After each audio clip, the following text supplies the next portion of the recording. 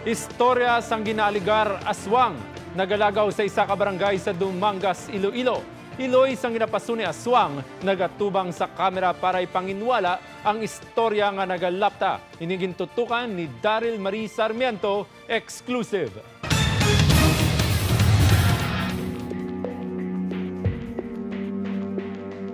Ang anay malino nga barangay Tamboylan sa Banwas sang Dumangas ang sakaron napuno sang kahadlok. Inibangod sang nagalagaw nga sugilanon nga may isa ka lalaki nga nagapanglugayawon sa lugar kung magkagat ang kagab-ihon. Ginkatuan sa news team ang nasambit nga barangay. Nagpamalibad ang mga residente nga mag-atubang sa kamera para kumpirmahon ang nagalagaw nga istorya. Apang ila kami nga gintudlo sa ginadayunan sang ginaligar aswang. Isa kahayop-hayop sa tunga sang talamnan ng amon ginkatuan.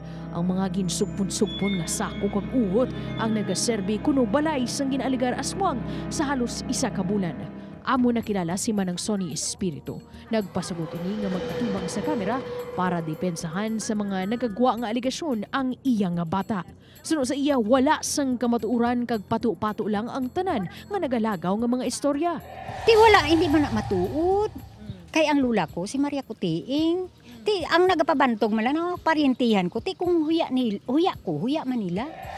Hugot sini nga ginpanginwala ang mga akusasyon kontra sa iya bata. Suno pa kay Manang Sonny, naglayas ang iya bata sa ila balay bangod sang ila hindi pag-intindihan ay kag hindi tungod sa kun anuman nga bagay. Ipalayas ko kuno kay kanon ang bata. Iya, ti siling sang mga iban to sa irigasyon, sinya ginpalayas na ni mamaya kay gakuray ang utang niya. Nagataas na ang tenor sang tingog ni Manang Sonny samtang nagapabutsag sang iya hibubuton batok sa mga nagakontra sa iya kabata. Masakit kamabatsyagan mo man. Nga isa ka kailoy, nga ang bata mo ginhalapnag nila nga nagalagaw kung gabi. Ti din siya galagaw. Ti diraman nang nada siya gahukmong sa unhanday dali. Depensa naman sang pila ka mga residente sa barangay kung mayara sang ginatumod nga persona si Sonny kung tani ibutang niya sa insakto nga pamaagi. Gina-generalize na ang mga tawo nga amo kuno nagapasibangod. Ting ako nambal gani nga i-pinpoint mo yung tawo kung sino ay nagapalaplag istorya nga na hindi ka mahambal ka mga pamilya, mga muna, di malaway na iya. Wala na sa barangay ang bata ni Manang Sonny.